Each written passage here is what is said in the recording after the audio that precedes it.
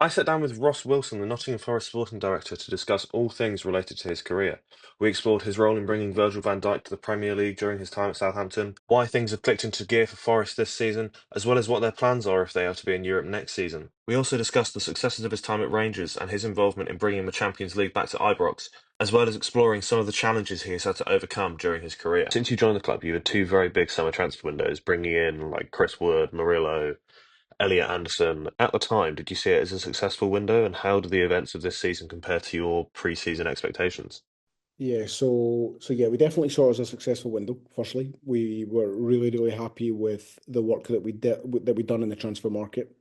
I think to say that we would have been sitting in third position in the Premier League midway through February, I'd be lying if I said that that would be the case. But I definitely was clear and confident that we would have a successful and strong season, which would bear no resemblance to the previous two seasons. That I was clear in my mind with that. What would you have considered a successful season, like prior to it starting? I'm not sure you can ever say that in football, you know. I think unless your goals are really limited, I'm not sure you can ever say that because you've got momentum, you've got form, you've got luck, you've got quality, you've got all different things to throw in the mix. And listen, if your aims and ambitions are to stay in the Premier League, then you're a successful season staying in the Premier League. If your ambitions are more than that, and ours were, then I think you've got to see where it takes you. And what we Mm. knew when that transfer window closed was we've got a really good squad. Two, we have got an enhanced squad than what was here before. Three, we had a more balanced squad, more structured squad. Four, a coach that had been with us the year before and then continuing into the next year, which was important for our stability. There's a clear togetherness here. There's a real, whether it's a family feel, a team spirit, whatever the things are, but I feel that every day inside the bit. So I knew all of these things were true. We'd improved our training ground and we knew people were enjoying being there. Yeah, I wouldn't have had the transfer window close and say, right, I want to finish in position X. But the transfer window closed. We knew we had a good group. All of those things I just said there were true. And we were very confident that we would go and have a successful season. How you define success, we'll decide that in May. How do you think the atmosphere has changed at Forest between when you joined the club to now? I suppose there's many ways you can describe atmosphere, isn't there? So when we think about football, the first way we think about atmosphere is probably in the crowd. So I was surprised positively that the energy that we feel or that I felt in the stadium from my first game almost 2 years ago, across my 2 years here, the support levels have been the atmosphere as you use the word this has been phenomenal inside the city ground. But then the second way to talk about atmosphere would be inside the club, and whether that's talking about our culture, our mood, our feeling, our atmosphere, whatever you want to call it. I think this is a club that has an owner who has been really clear publicly, internally, externally, that he's an incredibly ambitious man. It's a club that's on an upward journey and has been for a number of years now. It feels ambitious. It feels excited. It feels like we are on a journey. It feels like we have improved almost every area of the club, with a caveat to that being that doesn't mean every single area can't be improved more. Mm. But we've managed to grow and improve and enhance every area. Kind of staying on that, Stuart Pearce said earlier this week that Marinakis ownership is built on steady foundations. You obviously used the term ambitious, but what do you think these foundations are? So the owner is a very successful businessman. That's clear. And he's been successful in his business and personal life by being brave, by being bold, and being ambitious. But also, he is a family man. He's a person who places family really highly on his list of things that are important to him. And I think all of those things are what he's brought here. So he's definitely wanted us to be ambitious. He's definitely treated the club like part of the family and all of the people within it. We let the players know that they're important to us, on the pitch, off the pitch, in terms of how we work with them every day. I speak to every single player every single day, even if it's for 5 seconds each. We have sought to improve whether it is our diet, whether it is our diet nutrition, whether it is our training ground facility, whether it's the pitch, whether it's the gym, the dressing room, the quality of the kit. We've certainly built solid foundations I think that's fair and it's true. And as I said in my first answer, the club is definitely feeling and acting like it's building, growing, and developing all the time. How would you say this like ambition compares to your previous roles at say like Southampton or at Rangers? Like how is it different at I think, Forest? yeah, I think every club's different, and all of those clubs were ambitious. In Southampton, we finished 4 times in the top 8 in the Premier League, and went to a League Cup final that we should have won. And it's one of the things in my career that when I look back on, I probably couldn't have done anything to affect us not winning that cup final, but we should have beat Manchester United that day, and it would have been a landmark moment for the club. We took Southampton back to Europe. We created a world record transfer sale with Virgil Van Dijk. The training ground was exceptional. So there was lots of ambition there, definitely.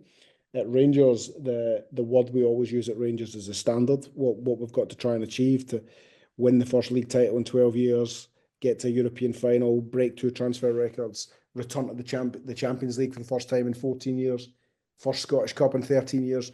All of those things in Glasgow, they're probably not ambitions, they're expectations. You are expected to win. I think we lost 9 league games in my 4.5 years there, my 4 years there. And I can remember every one of those 9 defeats. In most clubs, losing football matches is something that's a normal thing that happens quite regularly.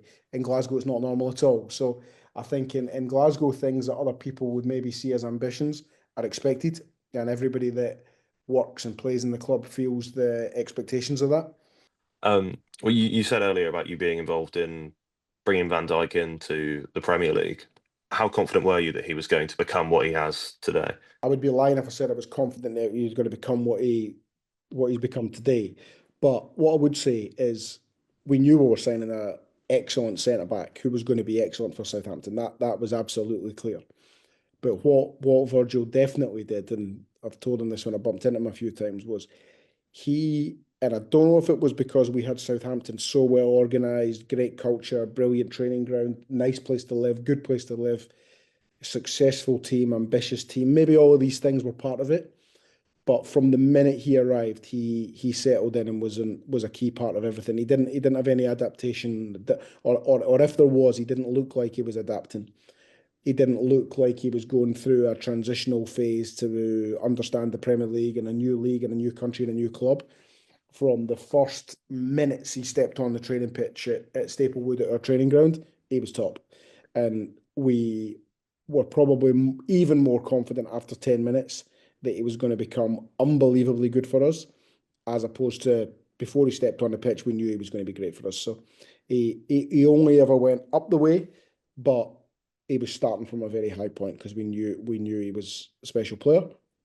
I'd be lying if I said he was good. I thought he was as special as he's turned out to be, but Mm. top person as well. Looking forward to next season. I don't want to get like kind of too far ahead, but there's a good chance the Forest end up playing in Europe in some capacity.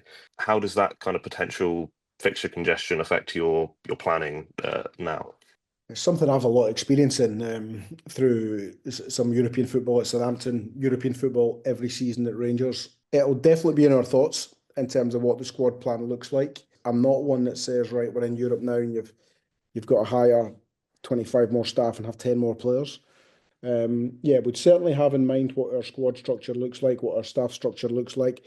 We wouldn't be naive enough to not consider what I wouldn't call it fixtures congestion, but additional fixtures would Mm. look like. But I think, and again, I'm not even speaking about Nottingham Forest here, but if you are a club that plays European football, then that's a privilege and something that you've got to embrace and take that challenge on. And rather than thinking about the negatives, which a lot of people talk about, and I think the question's true, that a lot of people do talk about some of the negatives that come with additional games. I think you've got to embrace the positives and feel the energy that comes from playing in top level European competition in the same way that playing in the latter stages of our domestic cup competitions is something that everybody should relish as well. So then looking ahead towards the end of the season, you've got quite a few kind of fiddly games. You've got like Newcastle, Arsenal, City. What do you think is key to ensure that you finish the season as well as you've started it? And just the same mantra that we've adopted since the first game, that we have a really good squad of players. We've got a really strong team spirit. The players trust the coach. The coach has got a clear plan going into every game. You understand you won't win every single game, and nobody does. but ultimately you take one game at a time. You don't get too far ahead of yourself, and you see where it takes you. And that has stood us in good stead up until this point, and hopefully it'll stand us in good stead right up until the last day. What would you say is the proudest moment of your whole career? Difficult to say one moment. Difficult to say one moment, but if I look back on different moments, they're all kind of symbolic moments. So I remember thinking about Southampton. We played into Milan in European competition at St Mary's in a game that a lot of people say was the best ever night at St Mary's. And I remember at the time thinking that. I remember thinking, wow, we've taken Southampton into Europe. Look at the crowd, listen to the crowd, feel the energy in this place. We won the game as well. Certainly winning the league for the first time in 10 years in Glasgow was phenomenal. Phenomenal. Just the feeling of that was great. The European final was incredibly proud and everything that goes on around that. But when you are associated with a club like Rangers and then you don't win that final, it don't feel quite the same. Albeit the pride of being there was great, but we definitely wanted to win. Probably one of the games I felt the most satisfaction after was we beat PSV Eindhoven in the playoff to return to the Champions League for the first time in 12, 13 years, something like that. What would you say is the biggest learning curve of your career? I think what you got to do, you can never put yourself first. And one of the things that I've been really clear on in my career is whatever is best for the club, whatever's best for the coach, and whatever's best for the team always comes before me. And sometimes you have to put yourself second and or maybe even third or fourth. So you may front something up that's nothing to do with you. You may front something up that was somebody else's decision and not yours. But for the betterment of the club, that's what you got to do. And it could probably take you a little bit of time in your career to get that straight and get that clear in your head. But once you do, you got to remember that for the greater good, you've always got to put yourself second, third, or fourth, and the club has always got to go first. And we're employed by the clubs to do the best we can for the club. We're employed to work with our coaches, appoint our coaches, make the players do the best they can, and build the best infrastructure we possibly can. But that means you've got to park your ego to one side, and if you have to be the guy that gets criticised for something, then so be it. Brilliant, thank you. That's all I've got, so I won't take any more of your time. No worries, Charlie. I enjoyed that. Lovely to speak to you as well. Yeah, So thanks. That was really interesting. thank you for the invite as well.